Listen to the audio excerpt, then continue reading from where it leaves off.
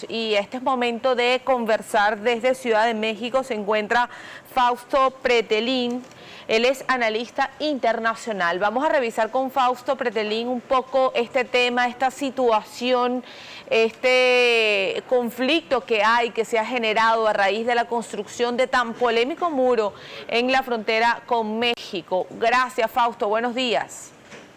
¿Qué tal? Encantado de saludarle. Muy buenos días.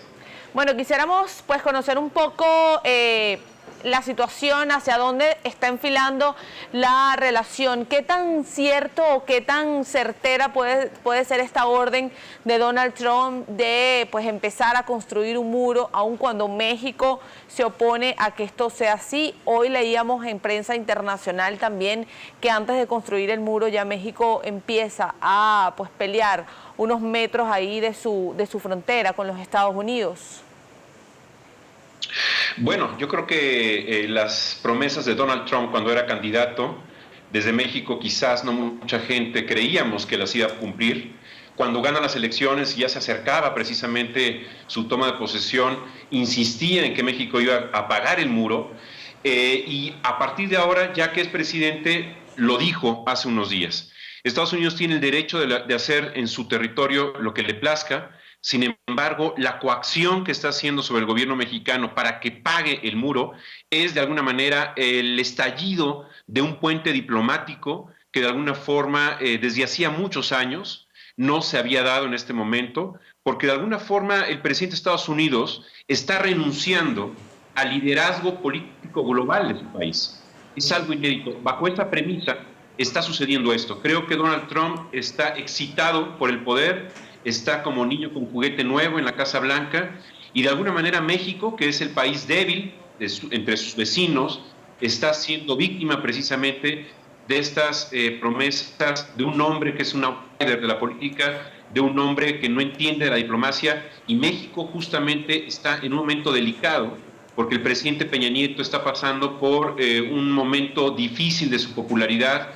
No pasa más allá del 10-11%, y con ese porcentaje no se puede representar tan contundentemente a un país. Por eso ha llamado a la unidad nacional. Ahora, usted habla que Donald Trump está renunciando a un liderazgo político, también tal vez lo lleva a esta especie de sed de poder por ahora que llega a la Casa Blanca. Habla de un Peña Nieto que tal vez por su baja popularidad no puede enfrentarse a la primera potencia del mundo. Sin embargo, muchos apoyaron estas declaraciones contundentes, además de Peña Nieto, cuando dijo rotundamente que no va a construir ningún muro, que México no va a pagar ningún muro. Ante toda esta realidad, ¿cuáles son los efectos concretos en caso de que realmente se llegue a construir este muro? Bueno, yo creo que las amenazas de Donald Trump, primero, sobre gravar los productos mexicanos que entran a su país con un 20%, primero tendría que distanciarse del Tratado de Libre Comercio que tiene México con Estados Unidos. Segundo punto, lo del muro. El muro, como bien lo comenta el presidente mexicano, no va a ser pagado por México. Lamentablemente, su derecho y soberanía, Estados Unidos podría decidir que o lo paga a través de las remesas mexicanas, es decir, de los mexicanos que viven en Estados Unidos y que mes a mes y solidariamente le envían el dinero a sus familiares, le quitaría un porcentaje a través de un impuesto y lo llevaría a la construcción del muro. Pero más allá de ese escenario, el muro entre Estados Unidos y México sería una desconexión total de México con Estados Unidos, en donde es nuestro socio comercial con un 80%, básicamente. México tendría que responder con otro tipo de resultados, de acciones, de decisiones, y esto llevaría a un encono muy fuerte que es inimaginable todavía, pero cada vez más cercano. Lo que sucedió el día de ayer es, de alguna manera, una de las decisiones más duras, más frías. La situación de México con Estados Unidos está pasando por una situación de muy bajos niveles diplomáticos. Ahora, ¿qué pudiera traer el hecho de que el muro ya se construya? Supongamos que Donald Trump inicia entonces la construcción de este muro, la respuesta que debería dar México. Entonces, ¿qué tan contundente puede ser México de aquí en adelante, además?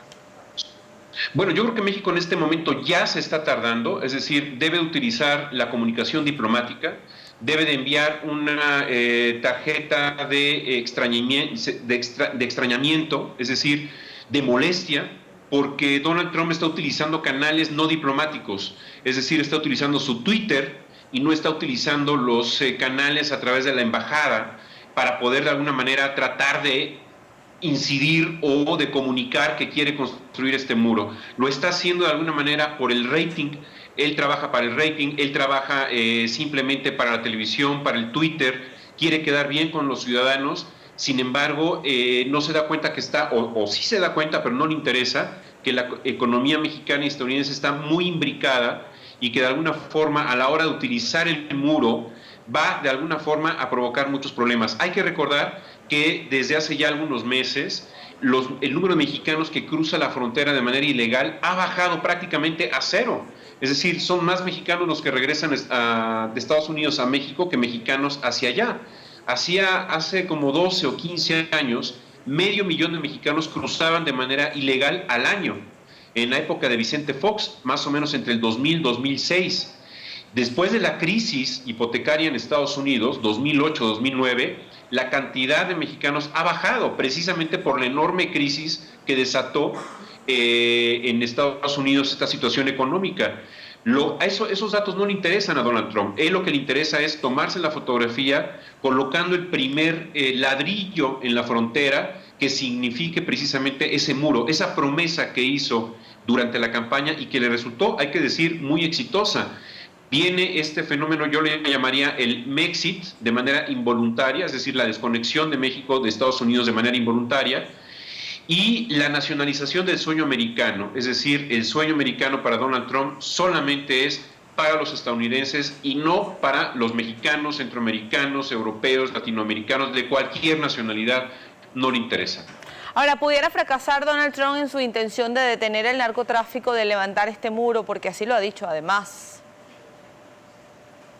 Bueno, hay que ver que también sí es un problema el narcotráfico, pero también hay que decir que muchísimas armas cruzan de manera ilegal de Estados Unidos a México. Y eso de alguna manera pues ha sido producto por la enorme corrupción que hay en las aduanas, porque no existe esa protección. Ahora, la construcción del muro tiene que ser también hacia abajo, porque hay más de 100 túneles, más de 100 boquetes en este momento, que de alguna forma no es solamente tener un muro, sino que tener una placa de acero por debajo de la tierra, algunos metros, y eso no se ha comentado. Quizás el enorme avance tecnológico, eso debería de ayudar. Sin embargo, la construcción del muro conlleva a lo que ha sucedido en otras partes del mundo, poner límites entre dos países vecinos. Eso, en términos culturales, va a generar un odio o va a despertar una crítica más exacerbada del mexicano hacia el estadounidense. Se tendrá que tomar mucho en cuenta que es Donald Trump y no son todos los norteamericanos. Sin embargo, pues hay que ver que el 50% de ellos votaron por él. Fausto, ya casi nos tenemos que despedir, pero no quiero dejar de hacerle esta pregunta y le pido por favor la respuesta lo más concisa posible.